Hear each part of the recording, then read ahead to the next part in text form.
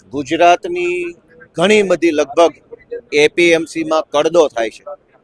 ખેડૂતોને લૂંટી લેવા માટેનો કોઈ રસ્તો બાકી મૂકવામાં નથી આવતો. વજનમાં કે માલની ક્વોલિટીમાં, ટેકાના ભાવમાં વગેરે વગેરે અનેક જગ્યાએ કડદાના નામે ખેડૂતોને લૂંટી લેવામાં આવે છે. ખેડૂતો સાથે ચાલતી આ લૂંટની વિરુદ્ધમાં ખેડૂતોએ પોતે જ પહેલા તો હળદળ ગામની અંદર એક મહાપંચાયત બોલાવી અને એ મહાપંચાયતમાં નિર્દોષ ખેડૂતો ઉપર, જેની પાસે કોઈ હથિયાર નહોતું એવા સામાન્ય ખેડૂતો ઉપર ભયંકર લાઠીચાર્જ કરાવ્યો બીજેપીએ. લાઠીચાર્જ કરાવ્યા પછી એ જ નિર્દોષ ખેડૂતોને જેલમાં પૂરવામાં આવ્યા, એફઆઈઆર કરી. અને હવે જ્યારે અરવિંદ કેજરીવાલ જેલમાં બંધ ખેડૂતોને મળવા માંગે છે કે અમારે એમને મળવું છે અને એમને હિંમતને બિરદાવવી છે અને એમને ભરોસો આપવો છે, આશ્વાસન આપવું છે કે કેજરીવાલ સાથે છે, તો અમે ગઈકાલે લેખિતમાં પરમિશન નાખી. લેખિતમાં પરમિશન આપી, ઈમેલ કર્યો, ટેલિફોન કર્યા, રૂબરૂ વાત કરી. અમને મળવા દેવા માટેની ના પાડે છે કે જેલમાં તમે ખેડૂતોને નહીં મળી શકો. કેમ નહીં મળી શકીએ? જેલમાં જે ખેડૂતો બંધ છે એ કોઈ ડ્રગ્સ તો વેચતા પકડાયા નથી, એ કોઈ લૂંટતા પકડાયા નથી, ચોરીમાં. એ તો નિર્દોષ ખેડૂતો છે અને એણે તો ખેડૂતો માટે લડવાનું બહાદુરી ભર્યું કામ કર્યું છે, છતાંય જેલ તંત્ર નથી મળવા દેતું. તો અમે નક્કી કર્યું કે ભાઈ તો નથી મળવા દેતા તો અમે જેલ ઉપર જઈ અને પૂછીશું જેલર કે જે કાંઈ સાહેબો એને કે કેમ નથી મળવા દેતા, લાવો લેખિતમાં આપો. તો હમણાં મને પોલીસે એવું કીધું કે જેલ ઉપર જેલર ને સુપ્રિન્ટેન્ડન્ટ કે જે કાંઈ સાહેબો એ પણ ત્યાંથી જતા રહ્યા છે કોઈ બીજી જગ્યાએ, કોઈ કામથી કે જે ખબર નથી આપણને. તો તમે લેખિત પત્રનો જવાબ આપતા નથી, મૌખિકમાં ના પાડો છો, મળવા જવા દેવા માટે ગાડીઓ કાઢવા દેતા નથી, ઉપરથી જેલના સાહેબો જેલ ઉપર હાજર નથી. તો આ તાનાશાહી, આ ગુંડાગર્દી કેમ? શું કહેશો આપ? આવતીકાલે મળવા જવાના છે તેવી વાત મળી રહી છે. આવતીકાલનું તો હજુ કંઈ નક્કી નથી, પણ આજે આ ભાજપની સરકારે ગુંડાગીર્દી કરી, પોલીસ ઉતારી, પ્રશાસનને હાથો બનાવી અને જેલમાં બંધ ખેડૂતોને મળવા માટેનો જે કેજરીવાલજીનો પ્રયાસ હતો એને રોકવાની કોશિશ કરી છે. હવે આગળ કઈ રીતના આપશે? આગળ સંઘર્ષ, એક જ મુદ્દાનો કાર્યક્રમ, કેમ કે આ ભાજપના લોકો છે એ તો ગુંડાઓ જેવા છે, એની સામે તો લડવું જ પડવાનું છે. તમે જેલ પ્રશાસનમાં વાત કરી? મેં એસપી સાહેબ સાથે સીધી વાત કરેલી, મેં શહેરના પોલીસ કમિશનર શ્રીના રીડર પીઆઈ સાહેબ સાથે મેં ટેલિફોનથી ગઈકાલે વાત કરેલી. જેલ તંત્ર સાથે સાગરભાઈએ વાત કરેલી, મેં હમણાં એસપી સાહેબ સાથે વાત કરી, મેં પોતે બધારે વાત કરી, ચૈતરભાઈ વાત કરી.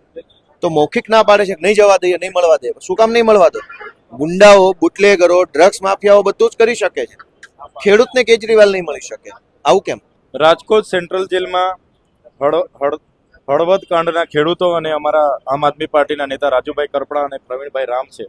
ત્યારે રાજુભાઈના પિતાશ્રીએ એપ્લિકેશન આપી છે અને એમની સાથે રહીને માન્ય કેજરીવાલજી અને અમે 3 ધારાસભ્ય એમની આજે મુલાકાત લેવાના હતા. અમે ગતરોજ પણ એપ્લિકેશન આપીને આજે પણ એપ્લિકેશન તૈયાર અમે લઈને ત્યાં જવાના હતા. ત્યારે પોલીસ દ્વારા અમને અટકાવવામાં આવ્યા છે અને જણાવવામાં આવ્યું છે કે તમને મુલાકાત આપવામાં નહીં આવે. પણ શું કારણે નહીં આવે? જેલના નીતિ નિયમો તો એવું કહે છે કે અઠવાડિયામાં પરિવારના કોઈ એક સભ્ય સાથે 5 લોકો અઠવાડિયામાં 2 વાર મુલાકાત લઈ શકે અને આ અઠવાડિયામાં અમારી પહેલી મુલાકાત હતી, છતાં અમને પરવાનગી નથી આપવામાં આવી. જે એક ભારતીય જનતા પાર્ટીની જે તાનાશાહીનું શાસન છે એનું આ લોકો આ પ્રદર્શન કરી રહ્યા છે એવું મને લાગે છે. તમે જોયું હશે કે આ ખેડૂતોની માંગણી કડદા પ્રથા દૂર કરવાની હતી. એમના પર પોલીસે લાઠીચાર્જ કર્યો, ખોટો કેસ કર્યો અને જેલમાં નાખ્યા. અને આજે જેલમાં અમે ખેડૂતોને મળવા જવાના છે, ત્યાં પણ જવા દેવામાં નથી આવતા. તો હદ થઈ ગઈ. ત્યારે ગુજરાતની જનતાને અપીલ કરીએ છીએ કે જે ભાજપની સરકાર જે પોલીસના બળે શાસન કરી રહી છે એ ગુજરાતની જનતાએ જોઈ લેવું જોઈએ, જાણી લેવું જોઈએ અને આવનારા દિવસોમાં આવા તાનાશાહી શાસકોને જાકારો આપવો જોઈએ એવું હું માનું છું. શું કહેશો? આજે આપણે મળવાના જાવ દેતા એવી વાત પણ મળી રહી છે કે આવતીકાલે જવાનો છે. આજે એમણે ના પાડી છતાં અમે નીકળવાના હતા, અમારી ગાડીઓ પણ અહીંયા મૂકી દીધી. પણ એસપી સાહેબ એમના પોલીસ અધિકારીઓ દ્વારા જણાવવામાં આવ્યું કે તમને બજારમાં પણ અટક કરીને અમારે અટકાયતમાં લેવા પડશે. વિચાર કરો તમે, જેલ વિભાગના નીતિ નિયમ પ્રમાણે ઓફિશિયલી મુલાકાત લેવા જવા માટે પણ એસપી અને એમના પોલીસ દ્વારા અમને અટક કરી લેવાની ધમકીઓ મળે છે. અમારા રાષ્ટ્રીય કન્વીનરને અટક કરવાની વાત કરવામાં આવે છે. એટલે ક્યાંક ને ક્યાંક આ પોલીસ અધિકારીઓ પર ભાજપના મોટા નેતાનું દબાણ હશે, જેથી અમને જેલમાં મુલાકાત કરવા દેવામાં નથી આવતા એવું લાગે છે. અને અમે જોઈએ છીએ પાછલા બપોરે શું થાય છે. અમે ખેડૂતોને મળવા માટે આગ્રહ રાખીએ છીએ. કેજરીવાલ સાહેબે તો હજુ જોઈએ છે પાછલા બપોરે મુલાકાત આપે છે કે કેમ, અને પછી આગળ વધીશું. ભાજપના સાંસદે આપના આગેવાનો માટે ભ્રષ્ટાચાર અને લાંચ લેવાનો આક્ષેપ મૂક્યો, શું છે? હમણાં ભાજપના સાંસદ મનસુખભાઈ વસાવાએ કીધું કે આપના મોટા નેતાઓ, ભાજપના મોટા નેતાઓ અને કોંગ્રેસના નેતાઓ ભ્રષ્ટાચાર કરે છે. એના થોડા દિવસ પહેલા એમણે મારા નામ જોગે એવું કીધું હતું કે ચૈતરભાઈની મિટિંગોનું ફંડ વિદેશોમાંથી આવે છે. એના થોડા દિવસ પહેલા એમણે એવું કીધું હતું કે ભાજપના કેટલાક ધારાસભ્ય અને સાંસદો ચૈતરભાઈ વસાવા સાથે રહીને એમને ફંડ પૂરું પાડે છે.